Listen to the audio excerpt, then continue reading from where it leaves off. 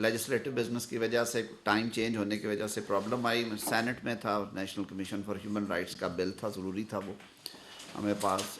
बड़ी अल्लाह की करम नवाजी है कि उसे ये स्टेटस मिला हुआ है, तो उसके कुछ टाइम की एक्सटेंशन का इशू था। तो आप लोगों का बहुत बहुत शुक्रिया, आप तशरीफ़ लाए। आजकल बार बार एक ही चीज़ दोहराई जा रही है, वो है बानी पीटीआई की जेल में मुलाकातों के बारे में। तो 2-3 चीज़ों की क्लैरिटी चाहते थे, हमने कहा कि आपसे बैठ के बात कर ली जाए।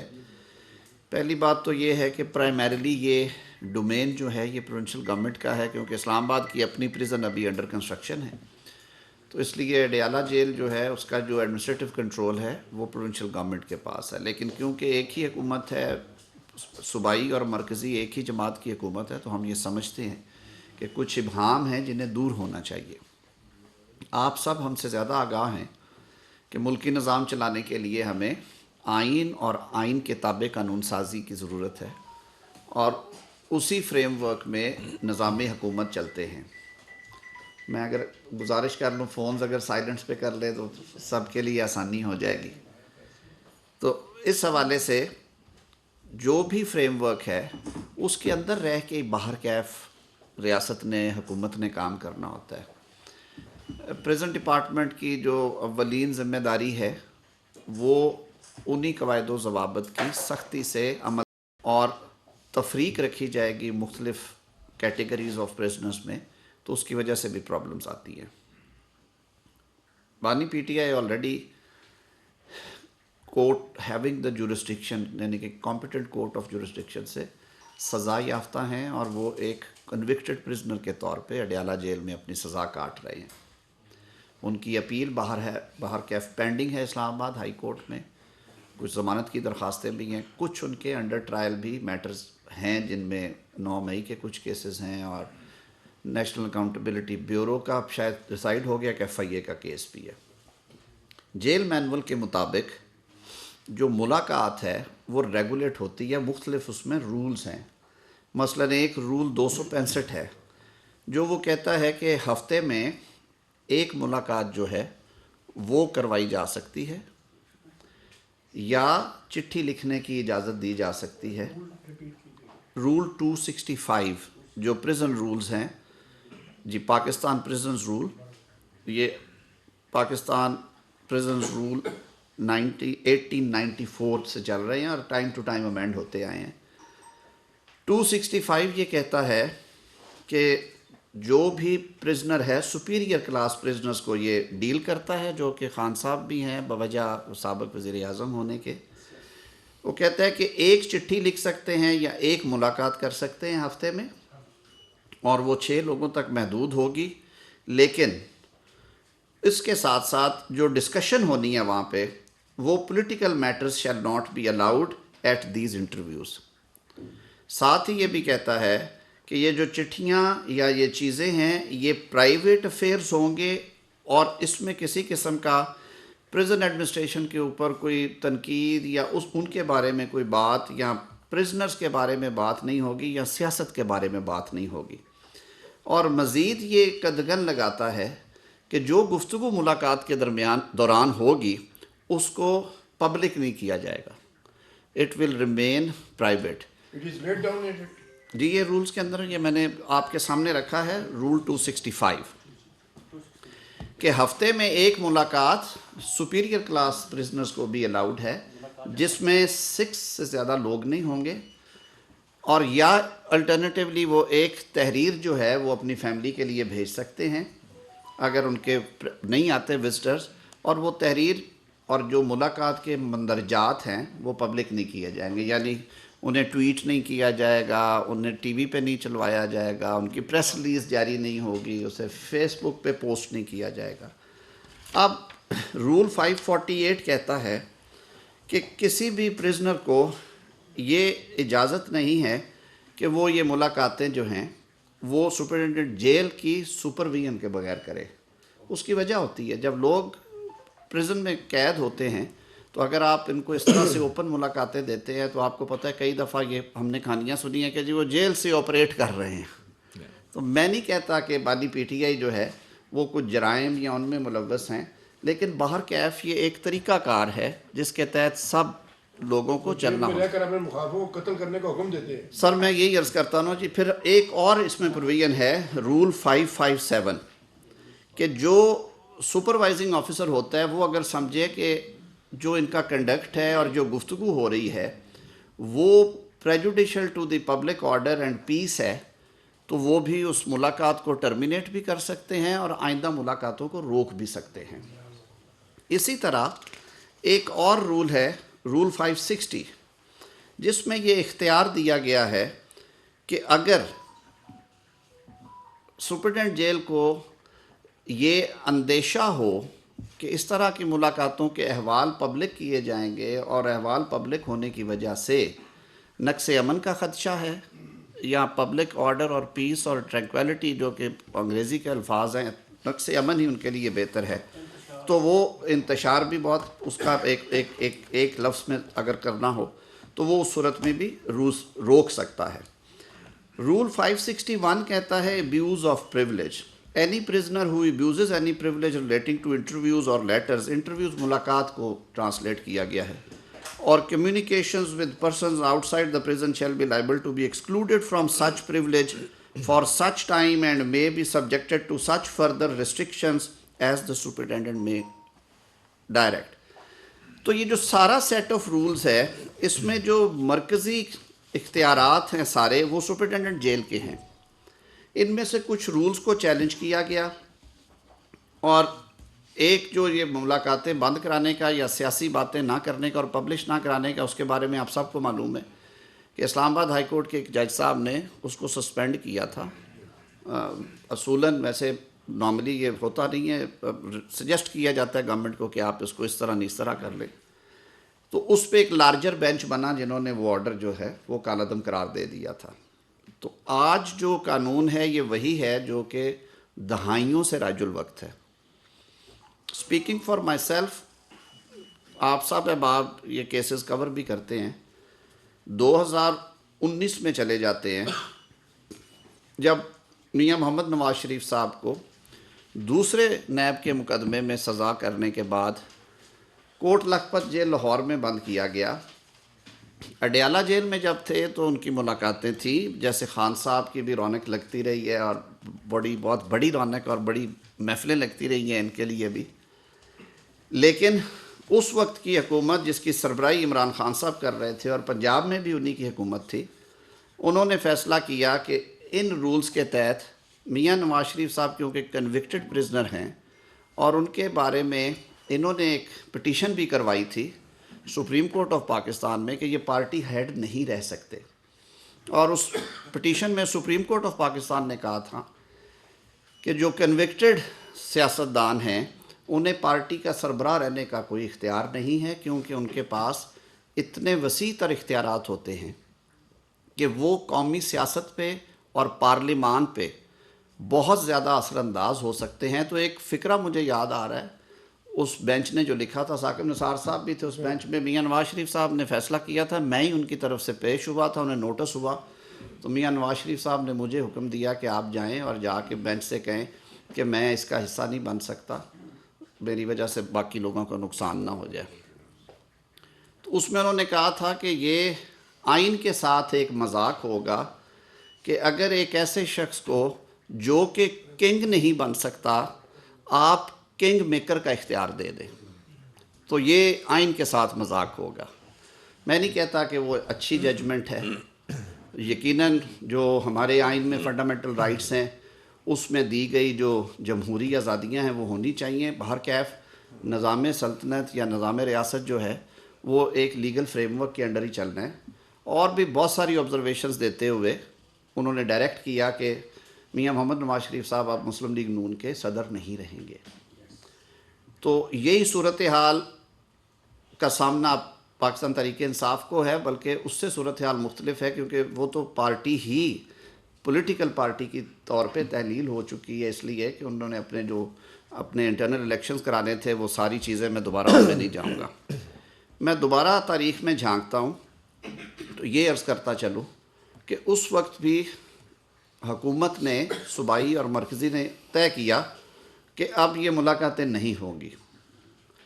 अब ये वो वक्त था जब मियां मोहम्मद नवाज शरीफ साहब भी कैद बंद की सौबतें बर्दाश्त कर रहे थे, उनकी दुख्तर मोहतरमा मरियम नवाज शरीफ साहबा भी उसी जेल में कैद थी और they were not allowed to see each other, वो एक दूसरे से मिल नहीं थे सकते।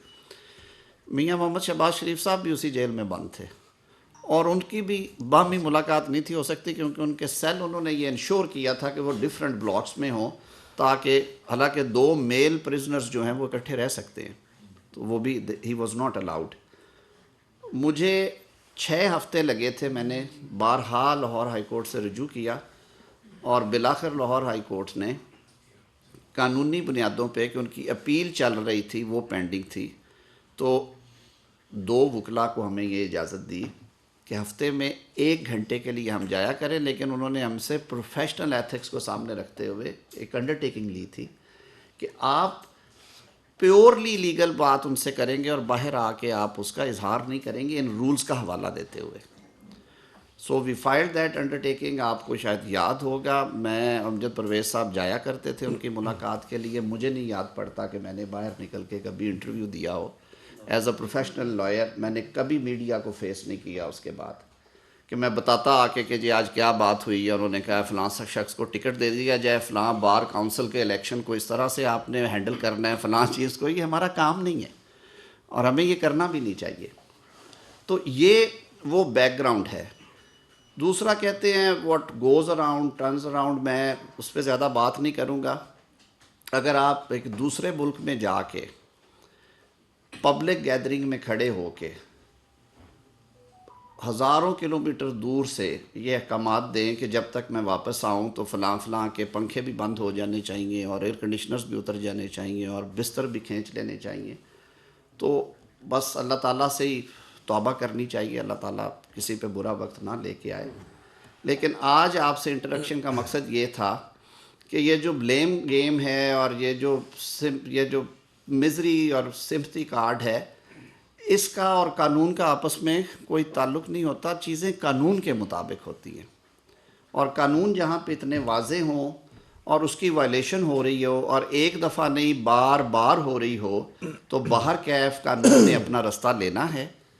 सुप्रिटेंडेंट जेल या प्रिजन अथॉरिटीज़ ने अपना रोल अदा करना होता है, उन पे ये पाबंदी है, वो ओब्लाइज्ड हैं अंडर द लॉ कि वो कानून की पासदारी करें और जो रूल्स और रेगुलेशंस हैं सब के लिए वही लागू करें, उस शख्स के लिए भी जो ओहदे में या रुतबे में बाकियों से बड़ा है, क्योंकि आइन का आर्टिकल 25 कहता है कि सब लोगों से आपने एक जैसा सलूक करना है। आइन ये भी कहता है कि मुल्क जो है वो कानून की अमलदारी उस पर होगी और रियासत जो है वो आइन के ताबे कानूनी फ्रेमवर्क में चलाया जाएगा। तो ये कुछ चीज़ें थी जो हम आपके सामने रखना चाहते थे। मैं ज़रा इस पे थोड़ी सी रोशनी डालना चाहूँगा। नहीं, क्वेश्चन अभी इकट्ठे करके ले लेते हैं ना एक ही दफ़ा। मेरी सिर्फ गुजारिश ये है कि देखिए 190 मिलियन पाउंड की मेगा करप्शन का ये केस है, जिसके अंदर वो एक सजा याफ्ता एक कन्विक्टेड प्रिजनर है और वो अपनी जेल सेंटेंस सर्व कर रहे हैं जो उनको अदालत ने सजा दी है। तो इसमें सिंपथी का एलिमेंट हमने पता लगा लिया। इनकी खातून रहनुमाएं जिन्होंने इंडियन मीडिया को और अफगानी मीडिया को और इंटरनेशनल मीडिया को फीड किया कि उनकी जान को खतरा है। सबसे पहले तो ये बात है, किसी कैदी को ट्रेडमिल और बाइसिकल नहीं मिली कैद के अंदर। जेल रूल्स में शायद प्रोविजन भी ना हो, ये एक एक्स्ट्रा फैसिलिटी है जो वो अवेल कर रहे हैं। वॉलंटरली वो गिव अप करना चाहते हैं, ट्रेडमिल बार भिजवा दें, कल 1 घंटा 1.5 घंटा ट्रेडमिल पे भागते हैं। मतलब एक तरफ खबर क्या चल रही है जी, जान खतरे में, मौत के दहाने पे, और इंटरनेशनल मीडिया को फीड किया जा रहा है पाकिस्तानी गवर्नमेंट को, पाकिस्तानी अथॉरिटीज को बदनाम करने के लिए। और दूसरी तरफ सुबह जो नाश्ता जाता है वो गरीब आदमी की एक हफ्ते की खुराक है जो सुबह नोश फरमाते हैं नाश्ते के तौर पे। फिर उसके बाद ट्रेडमिल, जिम इक्विपमेंट मौजूद है। पाकिस्तान की तारीख में किसी कैदी को ये सहूलियात मैसर नहीं हुई। एसी पे बड़ा शोर किया जाता था और आजम साहब ने ठीक कहा, मुंह पे हाथ फेर के कहा कि मैं एसी उतरवाऊंगा। अल्लाह माफ करे, ये वक्त किसकी रौनत पे खाक डाल गया। ये कौन बोल रहा था खुदा के लहजे में।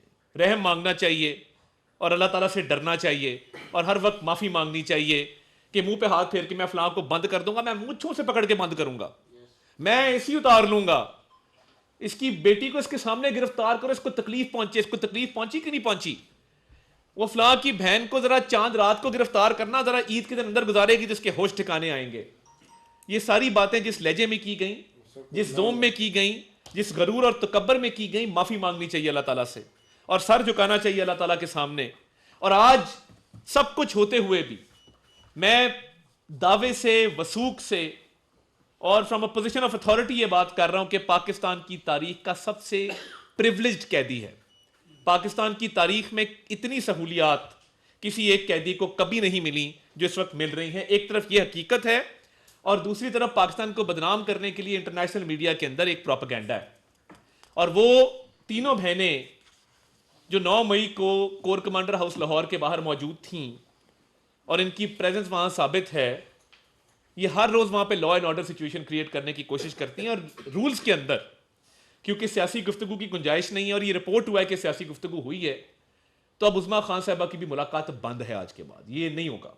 आप मिलें, आप वेलबींग पता करें कैदी की कि जी आपकी तबीयत ठीक है, मामला ठीक हैं, आपको सहूलियात सारी मैसर हैं, आप अपनी फैमिली की बात करें। जो सियासी मामलात, स्टेट के खिलाफ लोगों को उकसाने के मामलात हैं, वो सारे रिपोर्ट हुए हैं क्योंकि जेल सुपरिंटेंडेंट की मौजूदगी में मुलाकात होती है।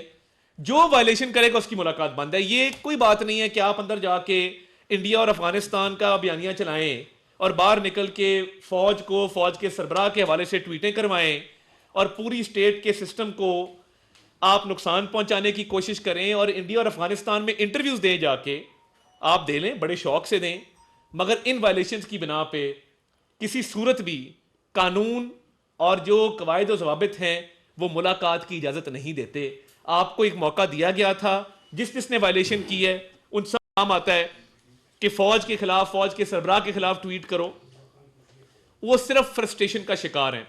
और उस्मा खान साहब ने अच्छा किया बाहर आके बताया कि जी वो गुस्से में भी थे, वो फ्रस्ट्रेटेड भी थे।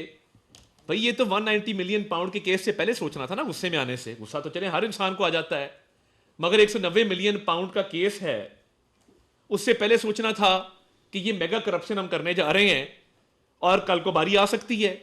तब तो ये था कि नहीं, मैं छोड़ूंगा नहीं, मैं किसी को नहीं छोड़ूंगा, राना सनाउल्लाह को नहीं छोड़ूंगा, मैं मियां शहबाज शरीफ को नहीं छोड़ूंगा, मैं नवाज शरीफ को नहीं छोड़ूंगा, मैं इसको नहीं छोड़ूंगा, मैं उसको नहीं छोड़ूंगा, चोर है, डाकू है, चोर है, डाकू है। इसके अलावा बात कोई नहीं आती थी। और अपने करतूत ये है कि 190 मिलियन पाउंड का एक मेगा करप्शन स्कैंडल किया और उसका जवाब कोई नहीं, लीगल पॉइंट ऑफ व्यू नहीं देंगे। जब आप पूछेंगे ना तो वो कहेंगे जी बस हम रियासत मदीना का नाम लेते थे, हमें सजा मिल गई। कभी तहरीक इंसाफ का कोई शख्स उसकी लीगल जस्टिफिकेशन आपको नहीं देगा। तो स्टेट ने यह फैसला किया है कि अब लॉ एंड ऑर्डर की सिचुएशन जेल के बाहर क्रिएट हुई तो आनी हाथों से निपटा जाएगा। अब there is no tolerance, zero room है कि आप रोज वहां पे तमाशा लगाएं, एक सर्कस लगे, कोई आ रहा है, कोई जा रहा है, कोई नारे लगा रहा है, कोई पुलिस को धक्के दे रहा है, कोई लड़ रहा है किसी से। लॉ एंड ऑर्डर की सिचुएशन क्रिएट कर, हम भी जाते रहे जेलों में, हम मुलाकात करने जाते थे बतौर वकला, आज तक जेल की सड़क ब्लॉक नहीं की है, आज तक हमने वहां पे कोई लॉ एंड ऑर्डर की सिचुएशन क्रिएट नहीं की, आज तक आके वहां से निकल के स्टेट इंस्टीट्यूशंस के मुल्की दिफा के खिलाफ बात नहीं की। What to talk about interviews in India and Afghanistan. और एक झूठा, तब मियां नवाज शरीफ की सेहत खराब थी, डॉक्टर अदनान को एक्सेस नहीं मिलता था, इधर तो हशाश पशाश हैं और एक झूठा बयानिया है इस चीज का। अब उनकी बहन ने खुद माना कि जी गुस्से में थे, फ्रस्ट्रेटेड थे, मगर हशाश पशाश थे, अच्छी सेहत में थे। तो ये let me make it very clear, violation करने वाले किसी शख्स को मुलाकात की इजाजत नहीं है। लॉ एंड ऑर्डर आप क्रिएट करें, writ of the state establish होगी और आपके खिलाफ वहां पे भरपूर कार्रवाई रिएक्शन। मैं भी से बता रहा हूं, इस पे make no mistake about it, इस पे कोई अभाम ना रहे कि आप समझें कि जी ये खाली बात हो रही है। इंस्ट्रक्शंस दी जा चुकी हैं, ये अब रोज रोज अडियाला के बाद तमाशा नहीं लगेगा। मौका दिया, मुलाकात करवाई, आपने खिलाफ वर्जी की, कानून की, जाब्ते की, आपकी मुलाकात अब बंद है। और देखिए ये मुलाकातों का मकसद होता है कानूनी बहस, वेलबींग, हाल अहवाल, हर कैदी को ये मैसर है। आप ऊपर से उतरे हैं कि आप वहां बैठ के भी आप रियासत को कहते हैं कि जी हम गिरा लेंगे। आप किस रियासत को गिराने की बात करते हैं? उस रियासत को जिसने भारत को शिकस्त दी, जिसने जब अफगानिस्तान से हमला हुआ तो उनको शिकस्त दी, ईस्टर्न बॉर्डर सिक्योर किया, वेस्टर्न बॉर्डर सिक्योर किया, फॉरेन पॉलिसी पूरी दुनिया में लोग पाकिस्तान की तारीफ करें, पाकिस्तान रेलिवेंट है। और आप हैं कि आप बाजी नहीं आ रहे हैं, आप चाहते हैं कि मुल्क का दिफा कमजोर हो, आप चाहते हैं कि मुल्क की सालमियत को नुकसान पहुंचे, आपने दुआएं मांगी कि मुल्क डिफॉल्ट हो। अल्लाह ताला का करम है कि मुल्क हमारी इकोनॉमी ने टेक ऑफ किया, फॉरेन एक्सचेंज रिजर्व्स बढ़े, इन्फ्लेशन नीचे आई, इंटरेस्ट रेट नीचे आया। आज भी मुल्क की इकोनॉमी को कंपेयर कर लें कि आप जो छोड़ के गए थे और अब जो अल्हम्दुलिल्लाह उड़ान पाकिस्तान के तहत इकोनॉमी टेक ऑफ कर रही है, तो आप तो चाहते हैं, आपका तो मकसद ही एक है, सिर्फ एक, मैं और मैं। वर्ल्ड कप मैंने जीता, टीम का कोई जिक्र नहीं, मैं ये कर दूंगा, मैं वो कर दूंगा, मैंने ये किया, मैंने वो किया, मुझे आपकी सकाफत बेहतर पता है, मुझे आपकी तारीख बेहतर पता है, मुझे आपका जोग्राफिया बेहतर पता है, मुझे आपकी बाकी मामलात का बेहतर पता है। मैं मुकम्मल अनापरस्ती और अपनी जात के आगे मुल्क के मफाद को कुर्बान करना, ये इनका मकसद है। मुल्क इनके लिए मानी नहीं रखता। आग लगा दो, कभी गुलामी का नारा लगा देंगे, कभी गुलामी तस्लीम कर लेंगे। इतनी मुनाफकत, इतने यू टर्न। भाई आप कम से कम किसी बात पे खड़े तो रहें। आदमी को साहिब किरदार होना चाहिए, ना किरदार है, ना साहब है, ना आदमी। वो समझ नहीं आती कि इनका मकसद क्या है। मुल्क के डिफॉल्ट की दुआएं, शोदा की यादगारों को आज तक किसी ने जमीन पे गिरा के बेहरमती नहीं की। कोई शहीद होता है उसका मजाक उड़ाते हैं। ये चाहते हैं कि इनकी जाती अना और जाती मफाद के सामने मुल्क के मफाद को सरेंडर किया जाए। It will not be allowed. ये किसी सूरत इसकी इजाजत नहीं है कि जाती अना, जाती मफाद आगे आ जाए और मुल्की मफाद पीछे चला जाए। No, not at all. सबसे पहले पाकिस्तान है और पाकिस्तान हमेशा जिंदाबाद है और पाकिस्तान इंशाल्लाह विल प्रिवेल। आपके जाती मकासद में आप नाकाम रहेंगे इंशाल्लाह ताला। ऑब्जर्वेशन कि कहा यह गया था कि हमें 5,000 लोगों को तख्तादार पर लटकाने की इजाज़त होनी चाहिए ताकि हम निज़ाम को दुरुस्त कर सकें। क्वेश्चन आपसे सर ये है कि चीफ मिनिस्टर केपी अपने हक के तौर पर यह कहता है कि मैंने बानी पीटीआई को मिलना है।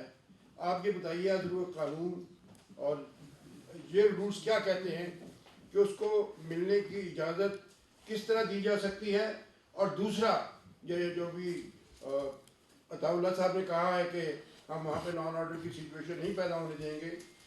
अगर इन केस वहाँ पे कुछ स्टॉर्मिंग होती है, जेल तोड़ने की कोशिश होती है, तो मैं जानना ये चाहता हूँ कि क्या ऐसे कैदी को जिसकी वजह से ये सिचुएशन पैदा हो, उसको इस जेल से किसी दूसरी जेल में मुंतकिल किए जाने का क्या इम्कान है। Thank you sir. दो हिस्से हैं आपके सवाल के। पहला तो ये है कि वज़ीर आला खैबर पख्तूनख्वा ये कहते हैं कि मैंने क्योंकि काबीना बनानी है और सूबा चलाना है और मैं इसलिए बानी पीटीआई से मुलाकात चाहता हूँ। उनका ये बयानिया या उनका जो मकसद है वही इल्लीगल है इस हवाले से कि सुप्रीम कोर्ट की जो जजमेंट्स हैं जो होल्ड हैं कर रही फील्ड इस वक्त, वो कानून का दर्जा रखती हैं और वो बाइंडिंग है आप सब के। मैंने जो आपके सामने मुकदमा रखा जुल्फ़िकार अली भुट्टा का, उसमें वजाहत के साथ कह दिया गया कि कन्विक्टेड शख्स जो है वो कोई सियासी फैसले नहीं। आपको याद होगा सेनेट की दी हुई टिकट्स जो थी वो उनको क्वाश कर दिया गया। उनको कहा गया कि अब ये आज़ाद तसव्वुर होंगे और वो पूरा टेन्योर जो राना मकबूल मरहूम वाला था वो इंडिपेंडेंस रहे। तो ये इन वायलेशन ऑफ लॉ है। दूसरी बात फिर कि जब रूल्स ये कहते हैं कि आप सियासत डिस्कस करने के लिए मुलाकात नहीं करेंगे, आप लीगल या जो आपके सोशल मामलात हैं उनमें करेंगे और वो प्राइवेट होगी। मैं जो मिसाल दे रहा था, मैं एक छोटी सी बात करूंगा कि वकील और क्लाइंट की जो मुलाकात है वो लीगली ज़रूरी होती है और आपको सबको ये मालूम है कि वकील और साइल की जो गुफ्तगू है वो प्रिविलेज कम्युनिकेशन है। मलक साहब, मैंने उनसे 2 दिन ये बहस की सुपरिटेंडेंट जेल से कि मैं इनसे तखलिए में बात करना चाहता हूँ क्योंकि मैं अपने मुकदमे की स्ट्रेटजी आपको नहीं बताना चाहता। आप अगर मेरे मुखालफिन यानी कि रियासत के जो प्रोसिक्यूटर्स हैं उनसे शेयर कर दें तो मैंने मुकदमा क्या लड़ना है। तो उन्होंने कहा जी नहीं, ये मुमकिन नहीं है। जेल रूल्स में लिखा हुआ है कि हमारी प्रेजेंस में आपने मीटिंग करनी है। आप हम पे ट्रस्ट करें, हम आगे नहीं बताते, लेकिन आप या मुलाकात करेंगे हमारी मौजूदगी में या नहीं करेंगे। मैं कहना सिर्फ ये चाह रहा हूँ कि एक तरफ आप कहते हैं कि इस मुल्क में इंसाफ चाहिए, अपनी पार्टी का नाम तहरीक इंसाफ रखा हुआ है, रूल ऑफ लॉ की बात करते हैं, तनकीद करते हैं कि ये कर दिया गया वो कर दिया गया, फिर आप लीगल फ्रेमवर्क से बाहर जाते हैं। दूसरा हिस्सा आपने कहा कि अगर जेल तोड़ने की या हमलावर होने की बात की जाए तो उसमें कोई दूसरी राय ही नहीं है। जैसे अताउल्लाह ने कहा है, उसमें रियासत के पास लीगल मैकेनिज़्म भी है और रियासत अल्हम्दुलिल्लाह रियासत के पास माइट भी होती है। जिस रियासत के पास माइट नहीं होती वो रियासतें चलती नहीं हैं। तो वो law shall take its own course. जी प्लीज़। जी एक मिनट एक इधर से लेते हैं वजीर साहब का लेके फिर आपको। अवैस क्यानी साहब। मिनिस्टर साहब अलानुक वजीर मशरिक पेशावर ग्रुप से चीफ ऑफ डिफेंस फोर्स के नए ओहदे के हवाले से नोटिफिकेशन की वजह क्या है, अब तक नोटिफिकेशन क्यों जारी नहीं हो सका? और साथ साथ मेरा ला मिनिस्टर साहब से सवाल है कि आपने 6-7 बंदों की मुलाकात की बात की, तो हाई कोर्ट का भी हुक्म है कि मुलाकात करने दी जाए, तो हाई कोर्ट के हुक्म के बावजूद मुलाकात ना कराने की वजह क्या है? क्या अदालत तौहीन आप समझते हैं कि अदालत की तौहीन हो रही है? ये मामला तो अदालत करेगी ना, तौहीन है, लेकिन अदालती फ़ैसले हमेशा सब्जेक्ट टू लॉ होते हैं। उन्होंने भी अपने डिसीजन में लिखा कि सब्जेक्ट टू लॉ आप इन्हें करवाएं, कानून के मुताबिक करवाएं। तो अब जब मैंने इतना कुछ आपके सामने रखा है, उनके मकासद ये, अब सुहेल अफरीदी साहब तो कहते हैं कि मैंने काबीना बनानी है और मैंने कन्विक्टेड पर्सन से मुशावरत करके काबीना बनानी है। मेरे मुल्क का कानून कहता है कि आपने, जो मैंने पहले आपके सामने पढ़ा है, उन्होंने कहा कि ये आइन से मजाक होगा कि जो शख्स बादशाह नहीं बन सकता वो बादशाह गरी करे, यानी कि वो पीछे बैठ के बादशाह बनाता रहे। तो मेरा तो सिर्फ इतने ही जवाब है। दूसरा, नोटिफिकेशन का आपके सामने है, वज़ीर आज़म मुल्क में नहीं थे, आए हैं, मसरूफ़ियत है, आप प्रोसेस में हैं चीज़ें, किसी लम्हे भी आप तक ये ख़बर आ जाएगी। और ये जो चाय की प्याली में तूफ़ान खड़ा किया गया है, ये चाय की प्याली ठंडी हो के वहीं पे पहले भी मिलते रहे, से गंडापुर साहब आते थे। अब जहाँ से वो गुजर के आते हैं, इस्लामाबाद से गुजरते हैं, 144 है वहाँ पे, पंजाब में भी इसी तरह इतमा पे पाबंदियाँ 4 लोगों से ज़्यादा तक खटक से गुजर के आते हैं। क्या कोई ऐसी पॉलिसी है कि उनको अपने सूबे तक महदूद कर दिया जाए ताकि वो किसी इस्लामाबाद कोई कानून इस वाले से कुछ कहता है कि उनको अपने सूबे तक आप करते बात मैं समझता हूँ कि देखिए आज वो आए हैं NFC की मीटिंग में, सारा बड़ा खुशाइंद है, आए मीटिंग्स अटेंड करें, उनका एक कॉन्स्टिट्यूशनल राइट है और ये उनका असल काम है। मैं मुबारकबाद पेश करता हूँ, उन्होंने बड़ा अच्छा काम किया कि वो सड़क से उठ के अब कमरों में आके मीटिंग्स कर रहे हैं। इसी तरह जब एपेक्स कमेटी की मीटिंग बुलाई जाती है उसमें शरीक हों, आके अपना किरदार अदा करें। वज़ीर आज़म ने एक मरतबा नहीं कई मरतबा इस ऑफर को दोहराया कि हम सूबे की बेहतरी के लिए, सूबे की अवाम की भलाई के लिए मिल के काम करने को तैयार हैं। तो आज वो आए हैं, हम उनको वेलकम करते हैं। जी इरफान सदर से एक मिनट सिद्दीक साहब प्लीज। सर मेरे से वजाहत तो कर दी है, लेकिन इतना ज़्यादा इबाम पैदा हुआ है और क्यास है इतना, चीफ ऑफ डिफेंस फोर्सेस के नोटिफिकेशन और बाकी भी उसमें तैनातियाँ होनी है, पूरा सिस्टम है, आपको पता है, पूरी कमांड नहीं बननी है। तो क्या कोई चीज़ ऐसी है 27वीं आईनी तरमीम में या जो उसके बाद एक्ट ऑफ पार्लियामेंट बने हैं कि उसमें कोई इबाम रह गया है जिसकी वजह से? अच्छा सवाल है, मैं बल्कि इसकी थोड़ी सी वजाहत करना चाह रहा हूँ। आर्टिकल 243 में ना कोई इबाम है और ना ही जो कॉन्सिक्वेंशियल अमेंडमेंट्स हुई हैं पाकिस्तान आर्मी एक्ट में, पाकिस्तान एयर फोर्स में और नेवल एक्ट में, उनके सेक्शन 8 और 10 और शायद वहाँ पे 12 है, उनमें कोई इबाम नहीं है। लिखा गया है कि जो आर्मी चीफ होंगे वो कंकरेंटली बैक वक्त चीफ ऑफ डिफेंस फोर्सेस भी होंगे। जो उसके ताबे कानून साजी की गई उसमें लिख दिया गया है कि जब ये 27 नवंबर तक आइन में कह दिया गया कि जब तक chairman joint chief of staff committee हैं ये प्रोविजन उसके बाद ऑपरेटिव होगी।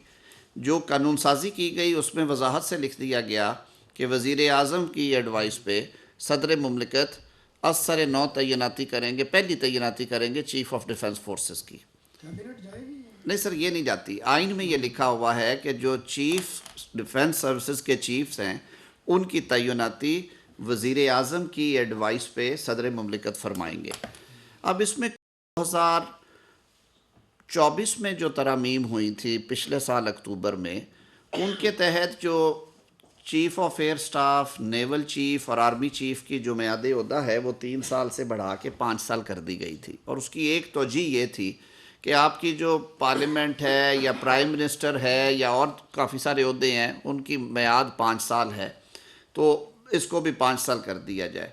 उसमें साथ ये गुंजाइश रखी गई कि रीअपॉइंटमेंट भी हो सकती है और जो पार्शल एक्सटेंशंस दी जा सकती हैं, extension of tenure up to 5 years, यानी एक यकमुश्त भी दे सकते हैं या साल 2-2 साल की भी की जा। तो एक तो आप सबको ये मालूम है कि जो 29 नवंबर 2025 वाली जो बात है कि उस दिन उन्हें दोबारा आर्मी चीफ तैनात होना था, उसकी ज़रूरत बिल्कुल नहीं है। इसलिए नहीं है कि बाय ऑपरेशन ऑफ लॉ वो ऑलरेडी 5 साल के लिए एंजॉय कर रहे हैं ये ओहदा। अब उन्होंने बैक वक्त अपॉइंट होना है चीफ ऑफ डिफेंस फोर्सेस। वो जाहिर है कि उसके लिए एक आपको ऑर्गेनोग्राम अंदर बनाना होता है। मिनिस्ट्री ऑफ डिफेंस उस पर काम कर रही। कल भी उन्होंने कुछ हदायत जो हैं वो शेयर की हैं वज़ीर आज़म हाउस से, जो एक इनफॉर्मल डिस्कशन होती है। वो सारी चीज़ें मुकम्मल हो चुकी हैं, आपको पता चल जाएगा, प्रोसेस में हैं चीज़ें। और ये किसी भी लम्हे ये नोटिफिकेशन या जो नेसेसरी स्टेप्स हैं या जो उसका तरीक़ेकार है वो आपके सामने आ जाएगा। मैं सिर्फ ये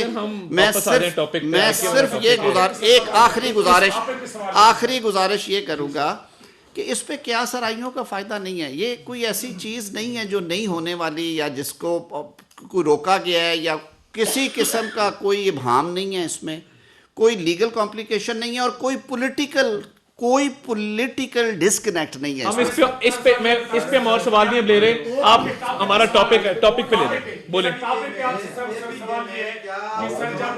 इधर पहले आ जाए।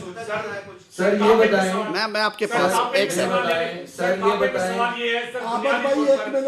करने देते हैं करने। सवाल ये है कि आपने मियां मोहम्मद नवाज शरीफ को जिन हालात का सामना करना पड़ा, आपने 90% की कहानी बताई लेकिन आपने 10% पोर्शन छोड़ दिया। विफाकी काबीना ने यह फैसला किया था कि मियां नवाज शरीफ को इलाज के लिए बैरून मुल्क भेजा जाना है। तो इसका मतलब है कि कैदी वज़ीर आज़म को ये फैसिलिटी मिल सकती है काबीना की मंजूरी से कि उसकी मर्जी के मुताबिक उसे इलाज मिल सके। दूसरा भी तारड़ साहब ने एक ऐसा ऐलान किया है जो सूबाई खुदमुख्तारी के खिलाफ हो सकता है। क्या यहाँ बैठकर इस्लामाबाद में बैठकर विफाक रावलपिंडी में, लाहौर में, पेशावर में, कोयटा में, कराची में कार्रवाई का ऐलान कर सकता है? मैं आप पहले दूसरे हिस्से का जवाब दूंगा।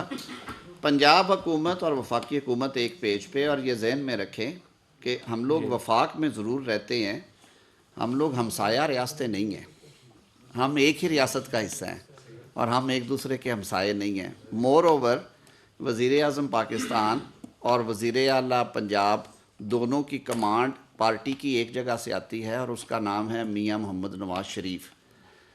पार्टी की भी कुछ डायरेक्शंस होती हैं जो रियासती अमूर जहाँ पे लगे कि पार्टी की और हुकूमत की इस पे राय क्या होनी चाहिए, पार्टियां मुशावरत करती हैं और ये सारे मामलात जो हैं मुशावरती अमल से होते हैं। आपने कहा कि क्या वो जा सकते हैं? अल्लाह ताला, मैं दुआ गो हूँ कि अल्लाह ताला इमरान खान को सेहत अता फरमाए रखे। जिस तकलीफ़ दे बीमारी से गुजरे और लोगों ने मजाक उड़ाया, पहले मोहतरमा कलसूम नवाज शरीफ साहिबा की बीमारी का, फिर मियां मोहम्मद नवाज शरीफ की बीमारी का, सब ने देखा कि उनकी ना सिर्फ उस वक्त प्रोसीजर्स हुए जाके, बल्कि रिसेंट पास्ट में उसी से मुतल्लिका प्रोसीजर्स हुए और वो अच्छे खासे कॉम्प्लिकेटेड सर्जरीज हुई हैं उनकी, मियां मोहम्मद नवाज शरीफ साहब की। तो अगर वो सूरत हाल बने, 3 दफ़ा बोर्ड बनाए गए और फिर कराची से मरहूम जो डॉक्टर थे ताहिर साहब, उनका नाम अता शमसी साहब थे, क्या नाम था उनका पूरा? जी ताहिर शमसी, हाँ जी, जो हेमाटोलॉजिस्ट थे, बड़े वेल नोन हेमाटोलॉजिस्ट, उन्हें बुलाया गया ये कह के कि जी पंजाब वाले डॉक्टर तो उनकी जान पहचान वाले हो सकते हैं, एक इंडिपेंडेंट डॉक्टर आए। फिर उन्होंने कंफर्म किया, फिर इनके अपने doctor Faisal Sultan, he was part of the process, doctor Yasmeen Rashid साहब, I was part of everything.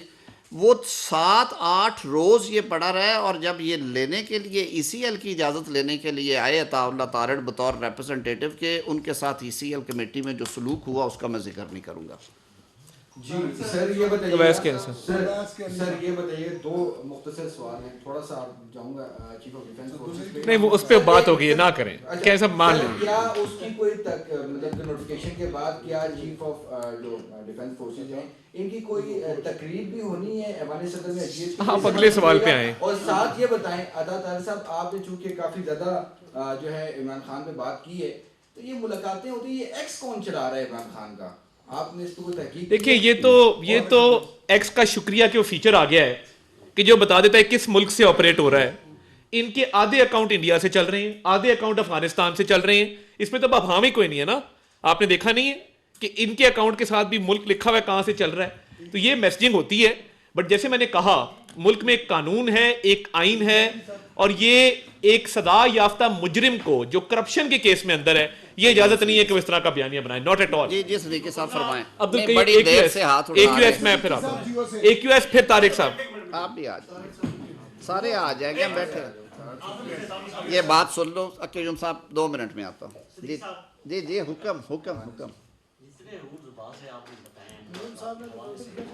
कि मुलाकात यूं नहीं हो सकती, ये नहीं हो सकता, ये नहीं हो सकता। ये 2 साल आप तमाशा देखते हैं, उसको मजलूम बनने दिया है, उसको हमदर्दियां देने दी है कि वो मुझे मुलाकात नहीं होने दी है, देखिए ये जुल्म होगा, ये जुल्म हो गया। रूल्स इतने वाज़ेह थे, 2 साल आप खामोश तमाशा ही बने, आप आवाम को बता देते हैं कि रूल्स में ये कहते हैं। इसका मुझे जवाब दे दें। मैंने जहाँ जहाँ पे पढ़ा है वहाँ पे एक लफ्ज़ लिखा हुआ है कि ये जेल इंतज़ामिया का इख्तियार है।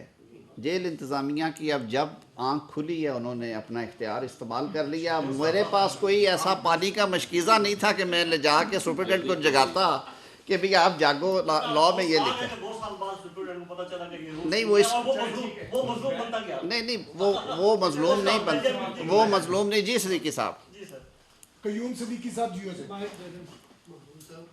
आपने कहा कि CDF और जो है वो करेगा आर्मी एक्ट की आपने बात की। सिंपल सा सवाल ये है कि CDF की मुद्दत पहले खत्म होगी या चीफ ऑफ आर्मी स्टाफ की, क्योंकि आपकी इंटरप्रिटेशन के मुताबिक cut off date chief of army staff की 2027 से नवंबर। तो ये बताइए कि CDF का नोटिफिकेशन अलग होगा, आर्मी चीफ का अलग एक नया होगा, ये क्या होगा? ये दोनों होते 2027 में मैं अर्ज करता हूँ, मैं बात समझ गया आप। देखिए कयूम साहब, नंबर 1 ये सब्जेक्ट है वैसे डिफेंस डिवीजन का, लेकिन मैं क्योंकि प्रोसेस का हिस्सा था और वो बिल उस दिन ख्वाजा आसफ साहब नहीं थे, मैंने पेश किए, कुछ उन्होंने पेश किए। ये आप सबको मालूम है अच्छी तरह कि नई जो स्कीम ऑफ लॉ है उसमें ये होता जो है, ये कंकरेंट का वर्ड यूज़ हुआ है, कंकरेंटली, यानी कि साथ साथ बैक वक्त। तो ये सेवरेबल नहीं है, इसको आप 2 हिस्सों में नहीं करेंगे। अब जो होनी है ये अपॉइंटमेंट होगी, जब CDF की अपॉइंटमेंट होनी है तो ये लामुहल्ला चीफ ऑफ आर्मी स्टाफ की अपॉइंटमेंट भी उसके साथ गिनी जाएगी। और लॉ में लिख दिया गया है कि इस अमेंडमेंट के बाद जो अपॉइंटमेंट होगी वो असर नौ होगी। इरफान से तो सही साहब, उसमें कोई भाम नहीं है। इरफान से तो सही साहब। लास्ट क्वेश्चन ऑन साहब, ऑन और सारे आएंगे। इरफान फिर ऑन और एनी दैट। मुझे आपकी स्क्रीन्स का नहीं पता कि उनके लिए ये टाइम कितना कीमती है। मैं बैठा हूँ आपके लिए, मैं बैठा हूँ जी। सवाल के 2 हिस्से, एक तो कोई भी कैदी जिसको कैद तन्हाई में रखा गया हो, वो कहे कि मेरे ऊपर ज़हनी और जिस्मानी किस्म का तशद्दुद हो रहा है, तो क्या वो अपनी फैमिली को नहीं बता सकता? क्या ये एक सियासी बात है? दूसरा ये कि क्यों ये लगता है कि पूरी स्टेट या उसकी मशीनरी PTI को ख़त्म करने के ऊपर है, उनकी असम्बली के अंदर से उनकी मौजूदगी को ख़त्म किया जा रहा है। अब ये कहा जा रहा है कि वो तहलील हो चुकी है वो जमात, लेकिन लोगों के दिलों के अंदर से निकाला जा रहा है, लोग क्यों उनके साथ हैं? मैं सिर्फ ये अर्ज करूँगा कि PTI को किसी ने ख़त्म नहीं किया, उन्होंने अपने आप को खुद ख़त्म किया है। किसने कहा था कि अदम एतमाद की तहरीक को एक दुश्मनी के तौर पे या भारतीय हमले के तौर पे लिया जाए? अदम एतमाद एक आइनी प्रोसेस था, वो हुआ। सुप्रीम कोर्ट ऑफ पाकिस्तान ने तमांचा मारा इनके मुंह पे जब असम्बली बहाल की और उन्होंने कहा कि अब वोटिंग करवाई जाए। और रात के 12 बजे जो कुछ हुआ, स्पीकर ने, उस वक्त के डिप्टी स्पीकर ने जो किया, और बाद में स्पीकर साहब कुर्सी छोड़ के चले गए, इस्तीफ़े दिए। फिर पंजाब और खैबर पख्तूनख्वा की हुकूमतें तहलील कर दी। तो उन्हें किसी को ख़त्म करने की ज़रूरत नहीं। उन्होंने जो मॉक इलेक्शंस 2 दफ़ा करवाए, वो TV के ऊपर पूरा केस चला था, लाइव स्ट्रीमिंग हुई थी, उसके रिव्यू को भी आप सब ने देखा। जो इंटरनल इलेक्शंस हैं वो मैंने तो नहीं थे कराए, ना अताउल्लाह ने करवाए थे, ना हुकूमत ने करवाए थे। वो तो उन्होंने बेड़ा गर्क अपना आप किया और पार्टी को आज़ाद किया। किसने कहा था कि उस जमात को कहें कि अब हमारे MNAs आज़ाद जीत के ज्वाइन करेंगे जिसने इलेक्शन ही नहीं लड़ा? जिसका सरबराह कहता है कि मेरे पास इंतखाबी निशान घोड़ा था लेकिन मैंने इंतखाब में हिस्सा घोड़े पे नहीं लिया, मैंने आलू या बैंगन पे इलेक्शन लड़ा है। तो अब बताएं कि इसमें हुकूमत का क्या कसूर है, या आप हमें क्यों दोष दे रहे हैं? उन्हें भी कुछ समझाए कि खुदा के लिए अपने पाँव पे कुल्हाड़ी क्यों मारते हो। और फॉरेन फंडिंग का केस हो या मौजूदा जो अभी ये इलेक्शन हुए हाल ही में, इसमें बॉयकॉट PMLN ने कहा था PTI को करें। और देखिए मैं बड़ा क्लियर कर दूं, लाहौर में बजाज न्याजी को हमने खड़ा किया, तहरीक इंसाफ के 4 उम्मीदवार खड़े हैं, वोट डिवाइड हो रहा है। जो केपी के अंदर हरिपुर में कैंपेन चलाएगी, एडमिनिस्ट्रेशन इनकी, पुलिस उनकी, अमला उनका, और वहां पे बाबर नवाज एक सियासी वर्कर वहां से जीत के आया है। तो ये जो झूठ, मकर और फरेब है ना, आप भी इस पे ध्यान ना दिया करें, आप बड़े सेंसिबल। एक छोटी सी बात ऐड कर दो, आप सारे बैठे हैं, एक हिस्टोरिकल इवेंट आपके सामने रख दो। आपको याद होगा सुप्रीम कोर्ट ऑफ पाकिस्तान ने एक मुसालती कमेटी बनाई थी कि मुल्क में जो 2 असम्बलियों के इंतखाबात हों या सारे इकट्ठे होने चाहिए। सुप्रीम कोर्ट के अहकामात पे बनी, दरखास्त इनकी थी। सुप्रीम कोर्ट के अहकामात पे हम लोग बैठे। मुझे आज भी याद है, मुझे कुछ सीनियर्स ने कहा कि कुछ वकला भी हैं कमेटी में, आप बैकडोर थोड़ा एंगेज करें और कोई हल निकालें। अली ज़फ़र साहब की, मेरी, फवाद चौधरी साहब की और असद उमर साहब की मुलाकात हुई। उन्होंने खान साहब से इजाज़त ली। मैंने बैक एंड फोर्थ उस वक्त वज़ीर आज़म मियाँ शहबाज शरीफ साहब से सारे मामला डिस्कस किए। इसहाक डार साहब उसको सरबराही हमारी तरफ से और यूसुफ रज़ा गिलानी कर रहे। तय हो गया कि असम्बलियाँ तहलील कर दी जाएंगी और सितंबर के अवाइल में इलेक्शंस हो जाएंगे ताकि मुल्क में एक टाइम पे इंतखाबात हों। 4 मई 2023 को जब ये अनाउंसमेंट हो रही थी सेनेट ऑफ पाकिस्तान में, सादक संजरानी साहब ने उस दिन डिनर का एहतमाम किया। डिनर खाते तक हर चीज़ ठीक थी। जब बाहर प्रेशर के लिए आना था, सब कुछ तय हो गया, डेट्स तक तय हो गई। तो टेलीफोन आया शाह महमूद कुरैशी साहब को, बानी PTI का। उन्होंने कहा वीटो, हर चीज़ ख़त्म। वो इतने शर्मसार हुए, आपको याद होगा। उन्होंने बाहर निकल के कहा कि अभी ख़त्म नहीं हुए, हम कोशिश करेंगे ये चलते रहें। और 4 तारीख को ख़त्म करवा के फिर 9 तारीख को जो चांद चढ़ाया, तो वो हमारा कसूर तो नहीं है। जी सर। इसके बाद ऑन और इसके बाद फिर नहीं आप कर लें। अलवी साहब कर। तारिक साहब, अडयाला जेल में आम तस्वर ये बना दिया गया है जैसे वहाँ सिर्फ एक कैदी है, जबकि वहाँ 7,000 कैदी हैं।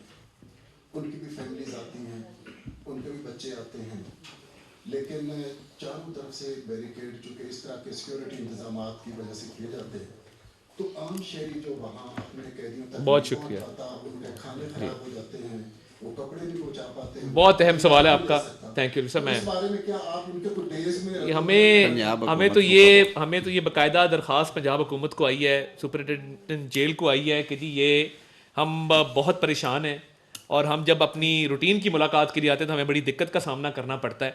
तो उनके लुक आफ्टर के लिए, जैसे मैंने कहा कि अब लॉ एंड ऑर्डर हम वहाँ पे ख़राब नहीं होने देंगे। Rate of the state will be established, और जो कानून को वहाँ पे हाथ में लेगा, अब इजाज़त नहीं है, उसको जो है वो कॉन्सिक्वेंसेस को फेस करना पड़ेगा। जी एनी और फिर ऑन खातून एक पहले कर देना, आपको एंड पे कर देंगे। जी आज आप कह रहे हैं कि PTI जो है वो प्रोटेस्ट करी या PTI प्रोटेस्ट करी है कि अदालतों की जानिब से ऐसे फैसले लिए गए।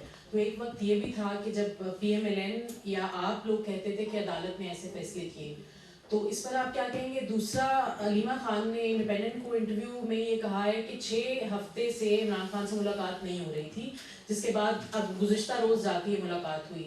आज़म नज़ीर तारड़ साहब ने ये रेफरेंस दिया जेल रूल्स का कि हफ्ते में 1 मुलाकात होना ज़रूरी है। तो दूसरी जानिब अलीमा खान का ये कहना कि 6 हफ्ते से मुलाकात नहीं हुई, तो इस पर आप क्या कहेंगे? मैंने ये कहा कि जेल मैनुअल प्रोवाइड करता है कि 1 मुलाकात हो सकती है, लेकिन अगर आप वायलेट करेंगे बारहा और पॉलिटिक्स करेंगे उस मुलाकात पे, 7 दफ़ा मैंने पढ़ के बताया कि ये पॉलिटिक्स है, वो नहीं है। दूसरा, मैं आपकी एक वजाहत कर दूं, आपने कहा ज़हनी दबाव की बात हुई, मेंटल टॉर्चर की बात हुई, आपने कहा कि उनको पता होना चाहिए क्या हो रहा है। इंटरनेशनल पार्लियामेंट्री यूनियन ने स्पीकर नेशनल असम्बली से रिक्वेस्ट की कि जी ये फॉर्मर पार्लियामेंटेरियन हैं, एजाज चौधरी साहब, यास्मीन राशिद साहिबा, इमरान खान साहब, तो आप हमें इनकी इंक्वायर करके बताएं। स्पीकर साहब ने मुझे ये ज़िम्मेदारी सौंपी ऑफिशियली बतौर वज़ीर कानून और इंसानी हकूक़ के। मैंने IG प्रिजन को और कंसर्न सुपरिटेंडेंट जेल को जो चिट्ठियाँ लिखी, फिर उन्हें बुलाया, मीटिंग की। मैंने कहा कि आपने पूरे अहवाल से आगाह करना है कि इन लोगों की सेहत कैसी है, इनकी खुराक क्या है, इनके टाइमिंग्स क्या है, इनको रखा। मैं आपसे वो शेयर कर दूंगा जो मैंने स्पीकर ऑफिस को वो जवाब अरसाल किए हैं एंडोर्स करके उनकी तरफ से जो आए थे, कि 7 कमरों पे मुश्तमिल एक पूरा कॉम्प्लेक्स है जो बानी PTI के ज़ेरे तसल्लुत है, ज़ेरे इस्तेमाल है। उनको वर्जिश की सहूलत मैसर है, उनको मुशक्क़ती मिले हुए हैं, उनको प्राइवेट खाना भी आता है उनके लिए, जेल का भी खाना, वो जो ऑर्गेनिक फूड पसंद करते हैं, देसी चिकन है, चिया सीड्स हैं, अंजीरें हैं, खजूरें हैं, दही है, ओटमील्स है। शाम को उन्होंने कहा, वो पूरी तफसील है, मुझे पढ़ के थोड़ी सी शर्म आती है, जी भी करता है कि बंदा चला ही जाए वहाँ पे। Last question on Shirazi. रियासत ने ये फैसला किया है कि बतौर बाजू अपनी डेट मनवाई जाएगी। बतौर बाजू नहीं, कानून के मुताबिक। क्या ये रियासत जो है इमरान खान के ट्विटर अकाउंट को जो रोक नहीं पाई अभी तक, और उसके फेसबुक अकाउंट को नहीं रोक पाई, जिसके जरिए ये सारा इंतशार फैलाया जाता है, तो क्या रियासत पहला कदम ये उठाने जा रही है कि उनके ट्विटर अकाउंट को बंद किया जाए? देखिए, ट्विटर अकाउंट अगर ऑपरेट होंगे भारत से, ट्विटर अकाउंट अगर ऑपरेट होंगे अफ्रीका के ममालिक से, अगर अफ़गानिस्तान से, अगर वेस्टर्न कंट्रीज से, और ट्विटर की जो सारी वो मैनेजमेंट है वो रियासत हाय मुत्तहिदा अमेरिका में बैठी है और उनके कुछ अपने वहाँ के रूल्स रेगुलेशंस है, तो मैं कोई ऐसी गैर संजीदा बात नहीं करूँगा कि ये लगे कि जैसे ट्विटर मैं यहाँ से बैठ के कंट्रोल कर रहा हूँ। लेकिन जो उसके लिए मुनासिब मेजर्स हैं, जो कानूनी स्टेप्स लेने हैं हमने अपने लॉज के तहत, वो ज़रूर लिए गए, पहले भी लिए गए हैं, आइंदा भी लिए जाएंगे। रही बात के law and order internal matter, वो हमारी अपनी सॉवरन स्टेट है। रावलपिंडी को किस तरह से रेगुलेट होना है, इस्लामाबाद को किस तरह से होना है, कराची को किस तरह से होना है, ये सूबाई और वफाकी हुकूमतों के डोमेन है। वो इंशाअल्लाह अज़ीज़ उसमें आपको बहुत शुक्रिया, बहुत मेहरबानी, बहुत मेहरबानी।